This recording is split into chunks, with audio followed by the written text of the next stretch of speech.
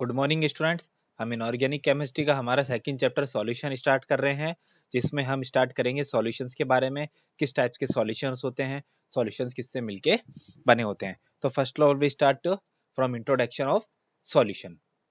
देखिए, in normal life we are rarely come across pure substances. Pure substances से बहुत ही कम life में importance आती है। देखिए क्या होता है, most of these are mixture containing two or more pure substances. क्या होता है, वो हमेशा मिक्सचर होंगे किससे, दो या दो से अधिक प्योर सब्सटेंसेस के मिक्सचर होते हैं, अकेले सब्सटेंसेस नहीं होते हैं। देयर यूटिलिटी और importance in life depends on their composition. जो उनकी यूटिलिटी है और जो उनकी अपनी लाइफ में इंपॉर्टेंस है वो क्या होती है, उनके कंपोजिशन पे डिपेंड करती है कि वो किससे बने हैं।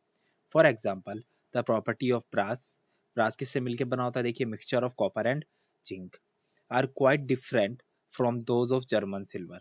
जर्मन सिल्वर किससे मिलकर बनी होती है, देखिए मिक्सचर ऑफ जिंक भी होता है इसमें, कॉपर एंड निकल।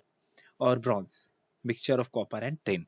इस तरीके से हम कह सकते हैं कि कभी भी कोई कंपाउंड नॉर्मली लाइफ में इतना प्योर नहीं होता है। In this unit we will consider mostly liquid substitutions and their formations. ठीक है, this will be followed by studying the properties of solution like vapor pressures and colligative properties।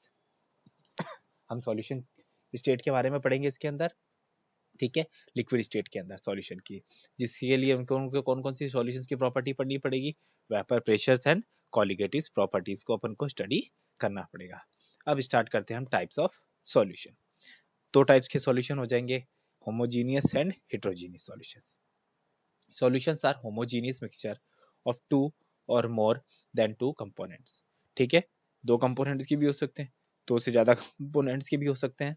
By homogeneous mixture we mean that its composition and properties are uniform throughout the mixture। homogeneous का meaning यहाँ पे क्या हुआ, जो component बना है, जो composition लिया है, वो स्टार्टिंग से एंड तक सॉल्यूशन का कंपोजिशन सेम रहेगा। अगर मान लीजिए हमने 2:4 का कोई सॉल्यूशन तैयार किया है, तो वो स्टार्टिंग से भी 2:4 में रहेगा और एंड तक भी 2:4 के अंदर ही रहेगा। The component that is present in the large quantity is known as solvent. ये चीज ध्यान रखना, हमेशा सॉल्यूशन के अंदर जो चीज सबसे ज्यादा है वो हमेशा सॉल्वेंट कहलाएगा और जो रिमेनिंग है वो सॉल्यूट कहलाएगा। ठीक है, solvent determines the physical state in which solution exist. इसलिए कहते हैं कि जो फिजिकल स्टेट है वो सॉल्वेंट ही शो करता है, क्योंकि क्वांटिटी भी सॉल्वेंट की ज्यादा होती है। And one or more components present in the solution other than solvent are called solute, जो स्मॉल क्वांटिटी के अंदर प्रेजेंट होगा। ठीक है, in this unit we will consider only binary solutions। binary solutions means इसके अंदर दो तरह के सॉल्यूशन ही होंगे, उनके बारे में ही हम स्टडी करेंगे। अब हमने लिया सॉल्यूशंस के टाइप, गैसियस सॉल्यूशन ले लिया, लिक्विड सॉल्यूशन ले लिया या सॉलिड सॉल्यूशन ले लिया। अब आपको एक चीज ध्यान रखनी है, हमने जैसे गैसियस सॉल्यूशन का तो इसका मतलब उसके अंदर सॉल्वेंट क्या है, गैस है। अगर लिक्विड सॉल्यूशन का है तो उसके अंदर सॉल्यूशन में सॉल्वेंट क्या है, लिक्विड है। क्यों, क्योंकि सॉल्यूशन का नाम हमने क्या कहा, जो सॉल्वेंट होगा उसकी क्वांटिटी ज्यादा होती है और उसी की स्टेट के ऊपर ही सॉल्यूशन डिपेंड्स करता है। ठीक है, तो गैस सॉल्यूशन की बात हुई, तो सबसे पहले हमने लिया सोल्यूट को भी गैस लिया और सॉल्वेंट को भी गैस लिया, तो क्या हो गया, mixture of oxygens nitrogen and nitrogen gases, ये उसके एग्जांपल्स हो गए।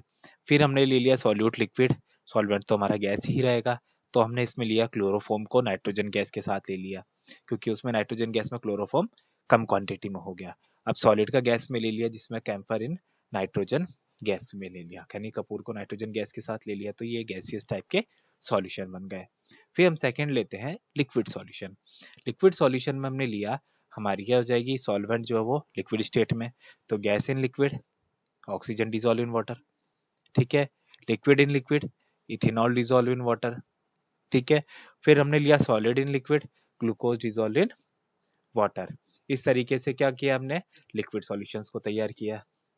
सॉलिड सॉल्यूशंस में गैस इन सॉलिड, ठीक है, किसका एग्जांपल ले लिया, solution of hydrogen in palladium.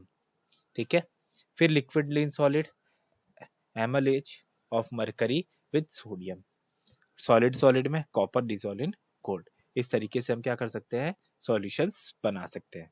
ये चीज ध्यान रखना है, जो सॉल्वेंट होगा वही हमारे सॉल्यूशन की रिप्रेजेंटेशन करेगा। अब आता है नेक्स्ट टॉपिक हमारा, एक्सप्रेसिंग कंसंट्रेशन ऑफ सॉल्यूशन। तभी हम बता सकते हैं कि कौन सा सॉल्यूशन किस तरीके का है। composition of a solution can be described by expressing its concentration.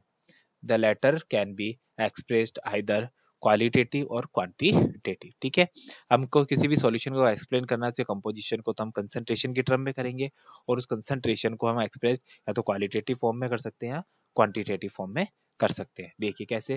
Qualitative we can say that the solution is dilute. अगर मैंने कह दिया आपको एक सॉल्यूशन डाइल्यूट पड़ा है, यानी that means relatively very small quantity of solute. अगर डाइल्यूट है तो उसमें सॉल्यूट की क्वांटिटी बहुत कम है. और it is concentrate, that means उसके अंदर सॉलिड की क्वांटिटी ज्यादा है. But in real life these kind of descriptions cannot add to lot of confusion and thus the need for the quantitative descriptions of the solution. इसलिए हमें quantitative की ज्यादा जरूरत पड़ेगी. क्यों? क्योंकि इससे हम एक्यूरेट प्रूफ नहीं कर सकते कि उसमें सॉल्यूट कितना है, सॉल्वेंट कितना है या सॉल्यूशन की कितनी स्टैंडर्ड है. इसलिए हम इनके लिए क्वांटिटेटिव एनालिसिस करेंगे. There are several ways by which we can describe the concentration of the solution quantitative. ठीक है, सबसे पहला हमारा आएगा मास परसेंटेज. ठीक है, mass percentage concentration the percent mass of solute in A solution. Calculate कैसे करेंगे? देखिए फॉर्मूला. मास परसेंटेज निकालने के लिए जो हमारा सॉल्यूट है उसका मास, फिर mass of solute plus mass of solvent, दोनों को जोड़ देंगे और उसको 100 से मल्टीप्लाई कर देंगे. ठीक है, तो उसका मास परसेंटेज निकल जाएगा. या mass of solute upon mass of solution multiply by 100. इस तरीके से हम उसका मास परसेंटेज निकाल सकते हैं. सेकंड आता है वॉल्यूम परसेंट. अगर हमें वॉल्यूम में दिया हुआ है तो भी हम ऐसे करेंगे. क्या करेंगे? Volume of solute divided by volume of solution, इसको 100 से मल्टीप्लाई करके हम उसका एनालिसिस निकाल लेंगे और उसको कंसंट्रेशन शो कर देंगे. इस तरीके से हम उनकी कंसंट्रेशन शो कर सकते हैं.